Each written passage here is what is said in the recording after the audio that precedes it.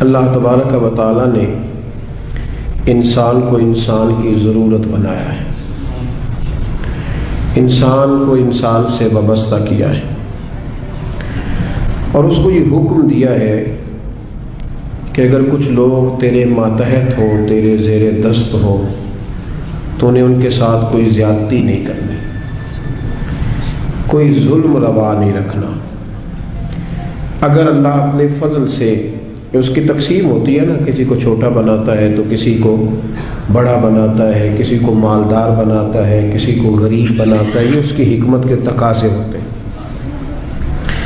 فرمایا کہ اگر تجھے میں صاحب اختیار کروں یا صاحب اقتدار کروں، یا میں اپنی حکمت کے تقاضوں کے تحت کسی جگہ تجھے کسی پر کوئی فوقیت یا کوئی قبضہ عطا کروں، تو تم نے ظلم سے بچنا ہے،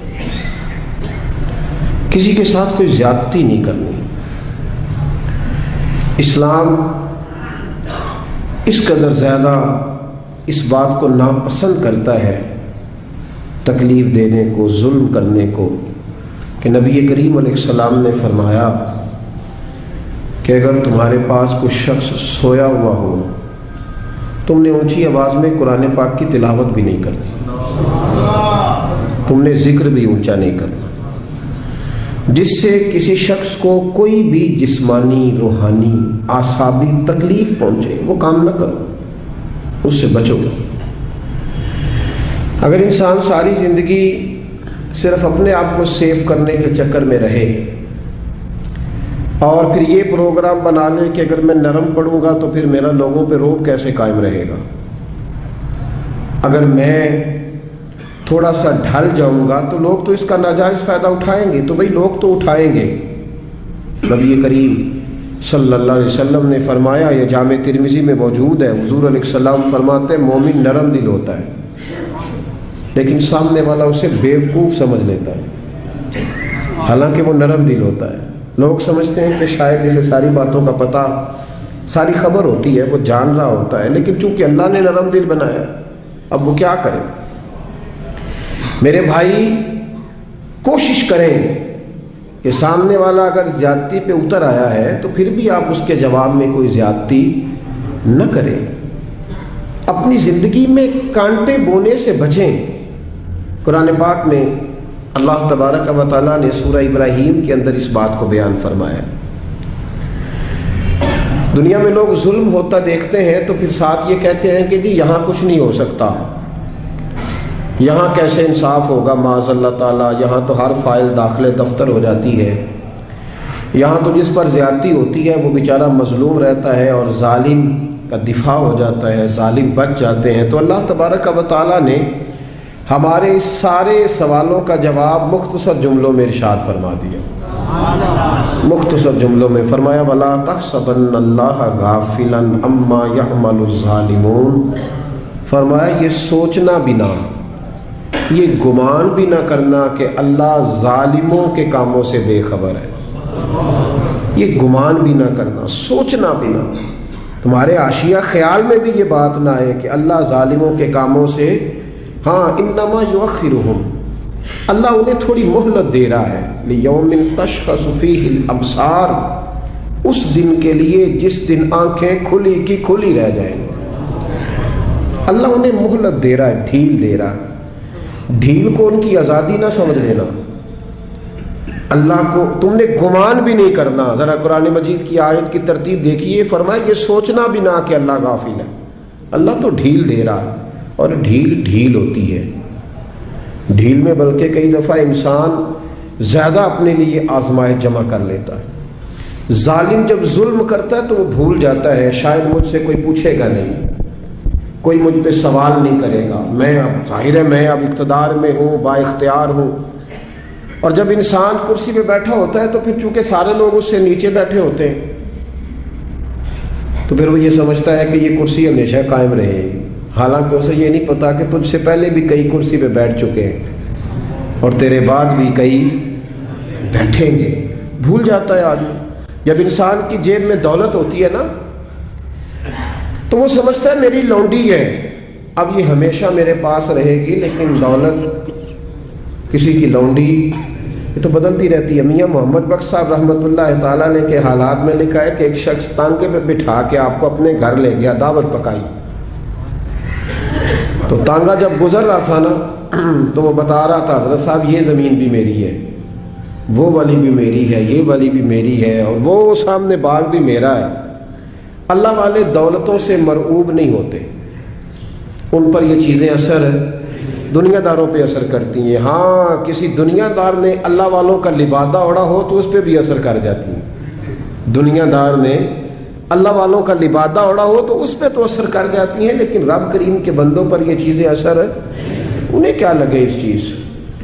تو وہ جب باز نہ آیا، کئی بندے مجبور کر دیتے ہیں جواب دینے کے لیے، دل نہیں کر رہا ہوتا، لیکن وہ اس کثرت سے گفتگو کرتے ہیں کہ کئی جگہ پہ بات کرنی پڑ جاتی ہے۔ جب اس نے بہت زیادہ اس بات کو طول دیا نا، وہ بھی میری، یہ بھی میری، فلاں بھی میری، بڑا اللہ کا کرم ہے جی، بڑا اللہ نے نوازا ہے، دیر ہو گئی اسے ایک ہی بات کرتے تو میاں صاحب رحمۃ اللہ علیہ بول پڑے، فرمانے لگے یہ بتا کہ اب تو یہ تیری ہے، تو تجھ سے پہلے یہ زمین کس کی تھی؟ تجھ سے پہلے؟ کہنے لگا جی فلانے کی۔ تو آپ فرمانے لگے چلو یہ تو تجھے پتہ ہی ہوگا کہ تیرے بعد کس کی بنے گی۔ چپ کر گیا۔ تو آپ فرمانے لگے دانش مندہ دا کم نہ ہی دل دنیا تے لانا، اس ووٹی کئی خامد کیتے۔ دانش مندہ دا کم نہ ہی دل دنیا تے لانا، اس ووٹی تے کئی خامد کیتے۔ تو جو کیتا سو کھانا، کھا جاتی ہے جس کو بھی کرتی ہے، تو کس چکر میں الجھ گیا؟ یہ شو شا، یہ تھوڑا بہت، اور لوگوں کو روب کے اندر رکھنے کی کوشش کرنا، بڑے بڑے لوگوں کے ساتھ تصویریں کھنچوا کے ڈرائنگ روم میں لگانا، فیس بک پہ دینا کہ میرا بڑا روب چلتا ہے، یہ وقتی باتیں ہیں، یہ جھوٹ کا سہارا، یہ پلندہ ہے، یہ فریب ہے، یہ فراڈ ہے، یہ اپنے نفس کو تھوڑی دیر کے لیے مطمئن کرنے کی بات ہے۔ زندگی میں کبھی ظلم نہ کریں، روب نہیں رہتا تو نہ رہے۔ وقتی طور پر اگر ہماری قدر محسوس ہوتا ہے کہ چھوٹی ہو رہی ہے تو نہ ہو، لیکن کبھی بھی کسی کے ساتھ کوئی زیادتی، میرے رسول کریم صلی اللہ تعالی علیہ وسلم نے فرمایا زیادتی نہ کرنا۔ ظلم قیامت کے اندھیروں میں سے ایک اندھیرا ہوگا، قیامت کے اندھیروں میں سے ایک، میری بات کی سمجھ آ رہی ہے آپ کو؟ قیامت کے اندھیروں میں سے بڑے اندھیرے کا نام ظلم حضور نے بیان کیا۔ اور آپ کو پتہ جب اندھیرا ہوتا ہے تو پھر ایکسیڈنٹ ہوتا ہے، جب اندھیرا ہوتا ہے تو آنکھیں چندھیا جاتی ہیں، یہ دھند پڑتی ہے نا پاکستان کی کچھ سڑکوں پر، چیخ اٹھتے ہیں لوگ، چیخ اٹھتے ہیں، اعلان ہوتے ہیں غیر ضروری سفر نہ کرنا، باہر نہ نکلنا۔ یہ عرش کا مالک صرف ہمیں بتاتا ہے کہ یہ تو وہ والی دھند ہے تو چند گھنٹوں کے لیے ہے، اس اندھیرے سے بچو جو قیامت کے دن تمہارے گرد چھا جائے گا، تمہیں خبر ہی نہیں ہوگی کدھر جانا ہے، راستہ ہی نہیں ملے۔ یہ صرف ہمیں دکھایا جاتا ہے، یہ تو ایک ہلکا سا چند گھنٹوں کے لیے ایک معاملہ ہے، اس سے بچو۔ نبی پاک صلی اللہ علیہ وسلم نے صحابہ کو مختلف طریقوں سے، مختلف حکمتوں سے باتیں ان کے ساتھ کرتے تھے، اور پھر وہ باتیں ہمارے فائدے کے لیے ہمارے سامنے آ گئیں۔ صحیح مسلم میں حضرت ابو ہریرہ رضی اللہ تعالیٰ عنہ فرماتے ہیں کہ نبی پاک صلی اللہ علیہ وسلم نے نا صحابہ کے مجمع پر نظر ڈالی اور فرمایا بتاؤ بھئی مفلس کون ہوتا ہے، غریب کون ہوتا ہے؟ بتاؤ، اللہ اکبر، غریب کون ہوتا ہے، مفلس کون ہوتا ہے؟ میں ملک سے باہر تھا تو ایک صاحب مجھے بڑے عرصے سے فون کر رہے تھے آپ یہاں آئیں گے تو ضرور ملیے گا، اور شاید کم لوگ اتنا فون کرتے ہوں، بڑی کثرت سے انہوں نے فون کیا۔ اور جس شہر میں وہ رہتے تھے جب میں وہاں پہنچا تو جس طرح کو بہت بچھڑا ہوا آدمی ملتا ہے اس طرح وہ درد سے روئے۔ میں نے ان سے کہا کہ ملاقات بھی پہلی ہے پر آپ کا انداز تھوڑا زیادہ انفرادی ہے، لوگ تو بڑے ملتے رہتے ہیں، تو معاملہ کیا ہے؟ کہنے لگے میرے لیے دعا کرو، میں دنیا کا وہ غریب آدمی ہوں جس کے پاس صرف دولت ہے، اس کے علاوہ کوئی شے موجود نہیں، کھو چکا ہوں، ان پکی سڑکوں پہ میں سارا کچھ کھو چکا ہوں، ایک دولت بچی ہے، اس کے علاوہ میرے پاس دوسری کوئی چیز۔ ایسے بھی غریب ہے دنیا میں جن کے پاس دولت ہے پر اولاد ان کے ہاتھ سے نکل گئی، جن کے پاس دولت، جائیدادیں اور زمینیں تو ہیں پر رات کی نیند ان کے پاس موجود نہیں ہے۔ ان کے پاس سارا کچھ ہے، 6-7 نوکر ہیں پر اپنا پوتا کبھی ملنے نہیں آیا، اپنے نواسے کبھی سلام کلام کرنے، ایسے بھی غریب ہیں دنیا میں۔ بہرحال نبی رحمت صلی اللہ تعالی علیہ وسلم نے صحابہ سے پوچھا کہ بتاؤ غریب کون ہوتا ہے، مفلس کون ہے؟ تو حضرت ابو ہریرہ رضی اللہ تعالیٰ عنہ فرماتے ہیں وہی جواب جو روٹین میں سب نے دینا تھا، یا رسول اللہ جس کے پاس مال و دولت نہ ہو وہ مفلس ہے، وہ غریب ہے۔ اب یہ حضور کا سمجھانے کا انداز ہے نا، متوجہ کرنے کا انداز۔ یا رسول اللہ دولت نہ ہو، غریبی ہو، کرائے کا مکان ہو، قرضہ چڑھا ہوا ہو، غریب آدمی ہے، تو حضور نے فرمایا نہیں۔ یا رسول اللہ پھر آپ بتا دیں غریب کون ہوتا ہے؟ تو نبی پاک علیہ السلام نے فرمایا میری امت کا غریب وہ ہے جو قیامت کے دن احد پہاڑ کے برابر نیکیاں لے کے آئے گا۔ کہتے ہمارے کان کھڑے ہو گئے کہ نیکیاں بھی احد پہاڑ کے برابر 6-7 کلومیٹر، اتنا لمبا چوڑا پہاڑ، اور پھر غریب کا غریب۔ نبی پاک علیہ السلام نے فرمایا نیکیاں تو احد پہاڑ کے برابر تھیں، پر اس کی زیادتیاں بھی اتنی زیادہ ہی تھیں، ظلم بھی اتنے ہی زیادہ تھے۔ جب احد پہاڑ کے برابر نیکیاں رکھی جائیں گی نا تو وہ سارے لوگ آ جائیں گے جن کو گالی دیتا تھا، جن کو گھورتا تھا، جن کو غصے میں تھپڑ مارتا تھا، اپنے آپ کو جلال والا کہہ کے جن کی عزتیں اتار دیتا تھا، جن کو چھوٹا سمجھ کے حقارت کی نظر سے ٹھکرا دیتا تھا، وہ سب آ جائیں گے اور رب کریم کی بارگاہ میں عرض کریں گے مالک اس کے حج تو 7 ہے، عمرے اس کے 20 ہے، صدقے بھی اس نے بڑے کیے، 450 فٹ کے بور بھی بڑے کرا کے دیے، اور اس کو ذرا پوچھ تو صحیح کہ ہم اس کی فیکٹری میں کام کرتے تھے پر یہ ہمارے ساتھ ظلم کتنا کرتا تھا، اس نے زیادتی کتنی کی، اس نے ہمیں اذیت اور تکلیف کتنی پہنچائی، دل کتنے توڑے۔ تو میرے رسول کریم صلی اللہ تعالی علیہ وسلم فرماتے ہیں رب کریم اس کی نیکیاں دینی شروع فرما دے گا۔ وہ جس کو تھپڑ مارا تھا کچھ نیکیاں اسے مل جائیں گی، وہ جس کو درے سے مارا تھا کچھ نیکیاں اسے مل جائیں گی، وہ جس کو گالی دی تھی کچھ نیکیاں اسے مل جائیں گی، وہ نیک پرہیزگار عالم دین جس کی چوک میں بیٹھ کر غیبت کی تھی، جسے برا کہا تھا، کچھ نیکیاں اسے ملیں گی۔ فرمایا نیکیاں بٹتی رہیں گی، بالآخر اس کے پاس کوئی نیکی نہ بچے گی، پھر بھی اس کے وہ لوگ ابھی موجود ہوں گے جن کے ساتھ زیادتی کی، وہ ابھی ہوں گے موجود۔ وہ جب رشتہ دیکھنے گیا تھا نا کسی غریب کی بچی کا، تو واپس آ کے کہتا تھا اگر 1.5 انچ قد اونچا ہوتا تو میں نے نکاح کر لینا تھا بیٹے کا۔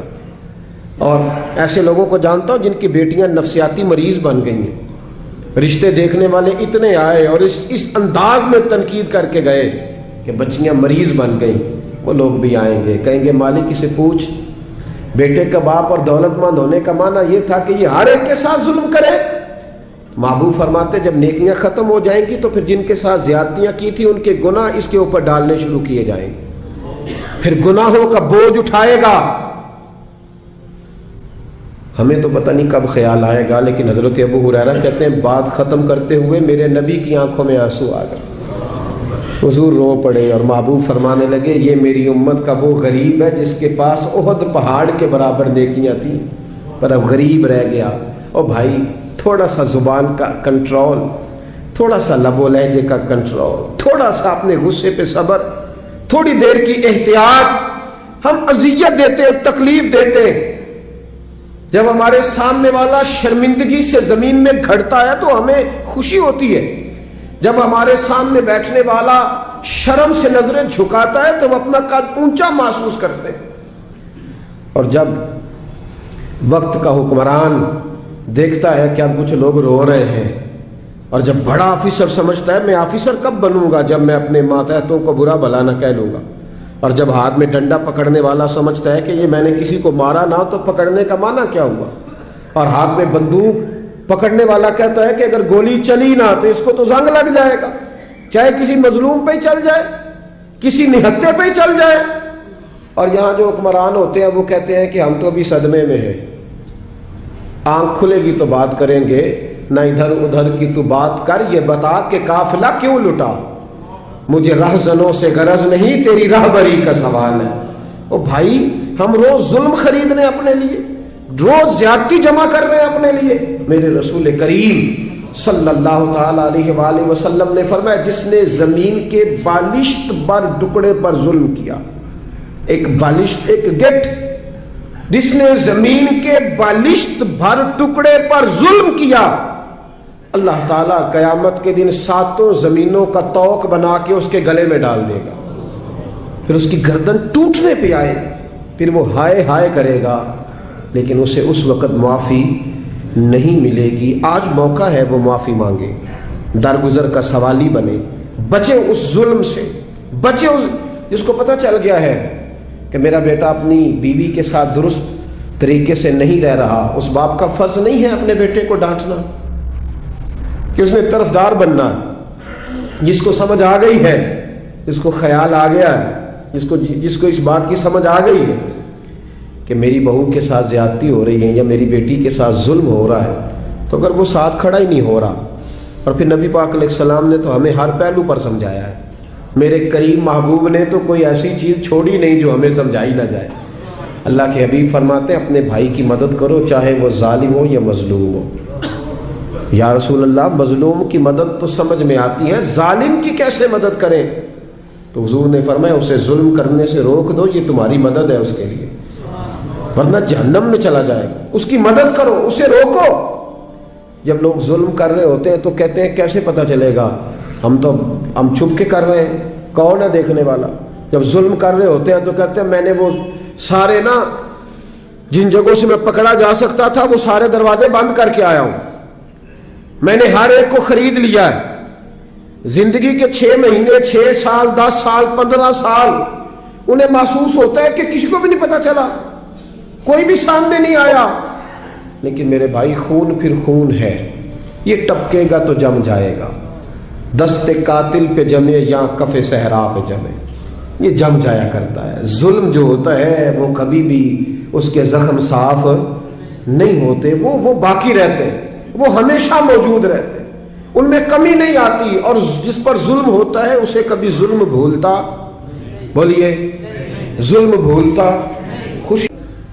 شاہ کسریٰ نے اپنے بچے کو، بیٹے کو، جب ایک ہی اس کا بیٹا تھا تو اس کے دل میں یہ خیال آیا کہ میں اسے علوم و فنون سارے سکھانا چاہتا ہوں۔ اس نے اپنے بیٹے کو گھوڑ سواری بھی سکھائی، تیر اندازی بھی سکھائی، سیاست بھی سکھائی، فن حرب و ضرب بھی سکھایا۔ پھر خیال آیا کہ میرا بیٹا کچھ اخلاق بھی سیکھے، دینداری بھی سیکھے۔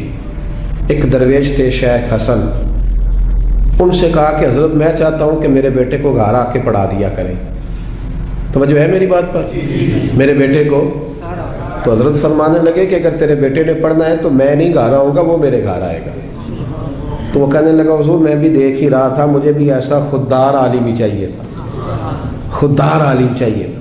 بہرحال حضرت کے گھر وہ پڑھنے جانے لگا تو مسلسل 6 سال وہ طالب علم پڑھنے گیا، اور عام طالب علموں کے ساتھ اس شہزادے نے بیٹھ کر تعلیم حاصل کی۔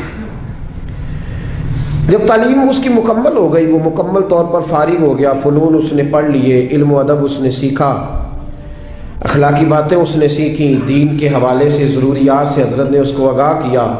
جب کافی حد تک وہ ان چیزوں کو سمجھنے لگا تو ایک دن بلایا اس کے والد کو کہ اب تیرے بیٹے کی تعلیم مکمل ہوگی۔ اور محدث اعظم پاکستان رحمۃ اللہ تعالی علیہ فرمایا کرتے تھے کہ مجھے میرے استادوں نے جب دستار فضیلت کی تھی تو میں نے وہ پگڑی کا کپڑا سنبھال کے رکھا ہے، اور جب میں مروں گا تو میں نے اپنے بچوں کو وصیت کی ہے کہ مجھے کفن بھی اسی میں دینا، اس لیے کہ میرے اساتذہ نے یہ گواہی دی ہے کہ اب یہ دین کا چھوٹا سا طالب علم بن گیا۔ ایک دن جب فارغ ہو گیا تو استاد نے اسپیشل بلایا، کہا شہزادے کوئی کام ہے گھر آؤ، تو وہ بھی طالب علم تھا، وہ گھر آیا۔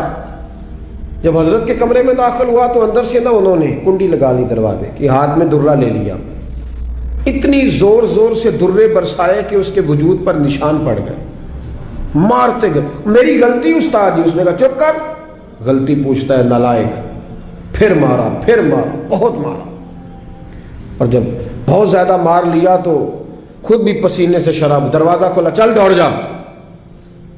شہزادہ تھا باہر کھڑا ہو کے کہنے لگا حضور آپ ظلم کر رہے ہیں، مجھے بتائیں تو صحیح میری غلطی کیا ہے؟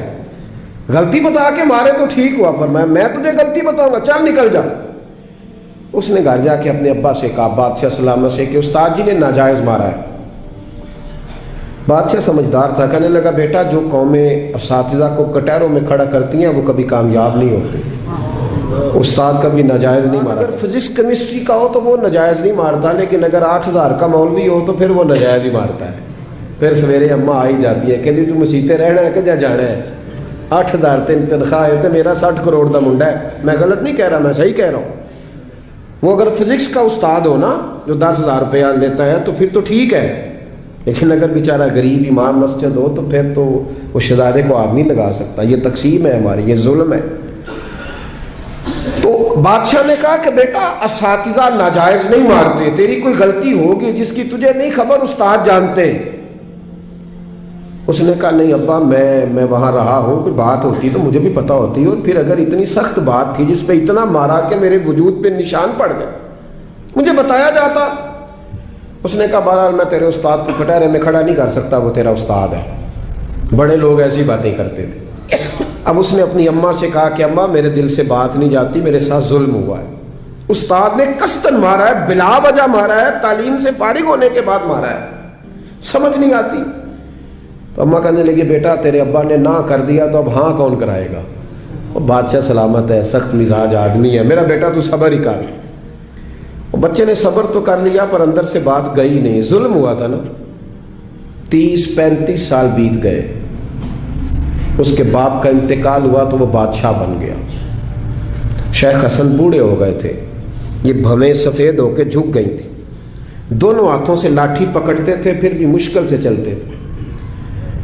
پہلے دن تخت نشین ہو کے شہزادے نے پہلا حکم یہ جاری کیا کہ میرے استاد کو حاضر کرو۔ 3-4 سپاہی بھیجے کو بابے کو پکڑ کے لاؤ، جیسے بھی آ سکتا ہے۔ لے آئے، حضرت کو لا کے تب صاحب نے کھڑا کیا تو کہا استاد جی ناراض نہ ہونا، بوڑھے ہیں کمزور ہیں، شک کوئی نہیں، پر میں کیا کروں، آج بھی دردیں اسی طرح میری تازی ہیں، سوچتا ہوں تو پھر مجھے اسی طرح جلن محسوس ہوتی ہے، بتاؤ کیوں مارا تھا؟ تو شیخ حسن رو پڑے، کہنے لگے بیٹے بس اللہ سے میں نے دعا کی تھی کہ اس دن کے لیے مجھے زندہ رکھے، وہ دن آ گیا، میں نے آج کے دن کے لیے تجھے مارا تھا، بس آج جو دن آیا اسی لیے مارا۔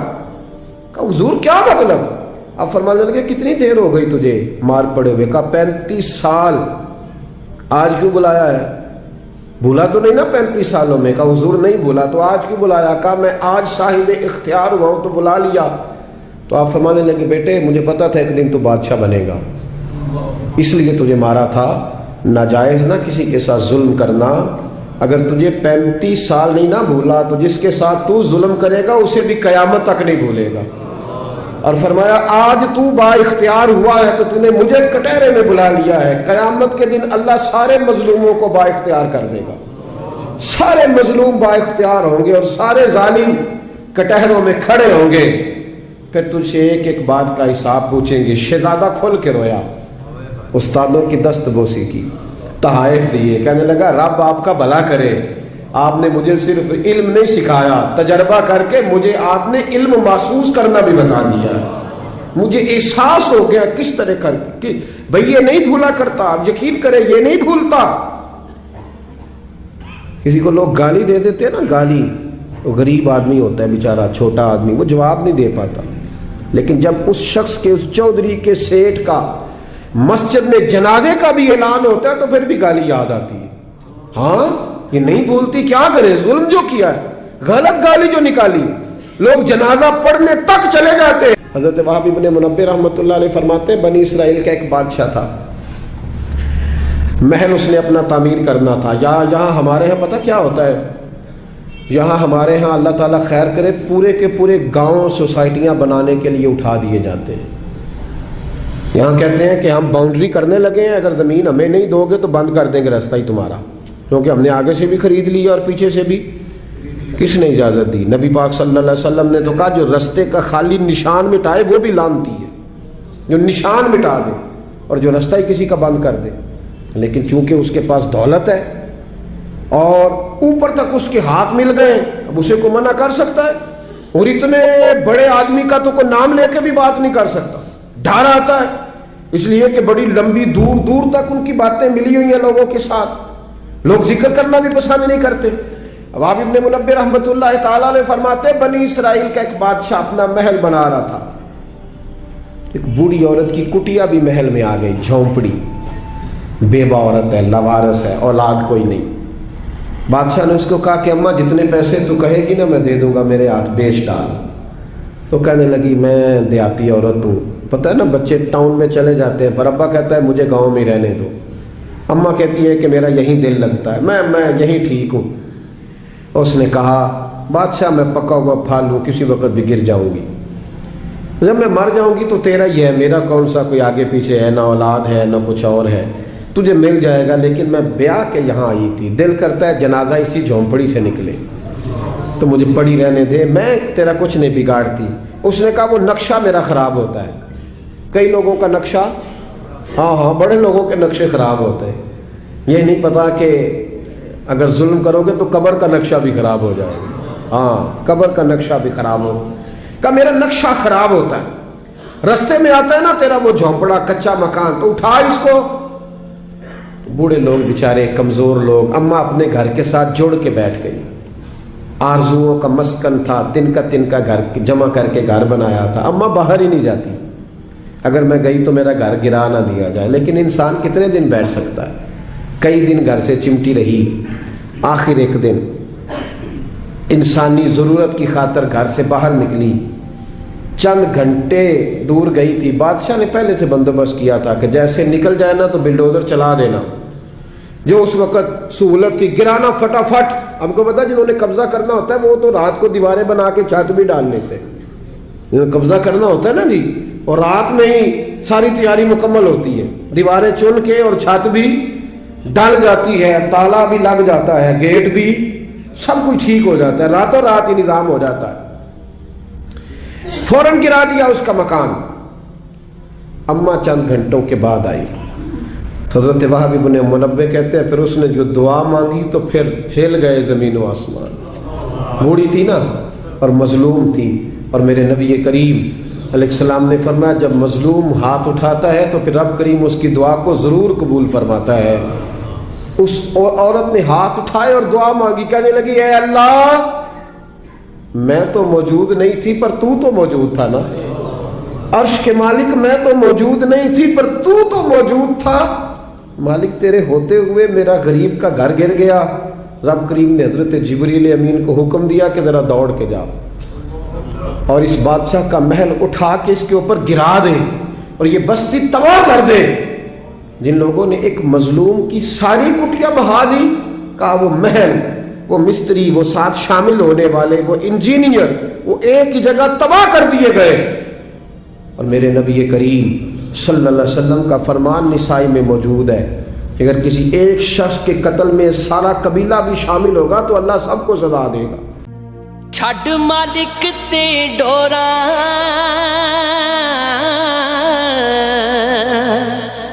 छड़ मालिक ते डोरा, तू क्यों डोलदाई।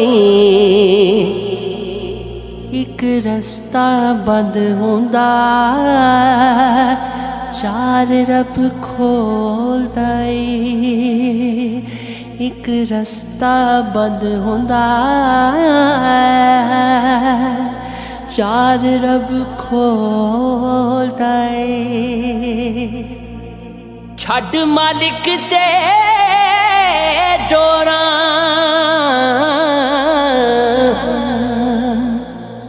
ओ दे भी सकदा ए, ओ खो भी सकदा ए। तेरा चंगा माड़ा लो,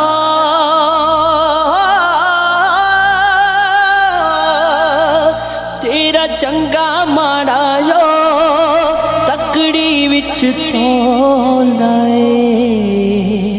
एक रस्ता बंद हुंदा, चार रब खोलदा ए। एक रस्ता बंद हुंदा, चार रब खोलदा।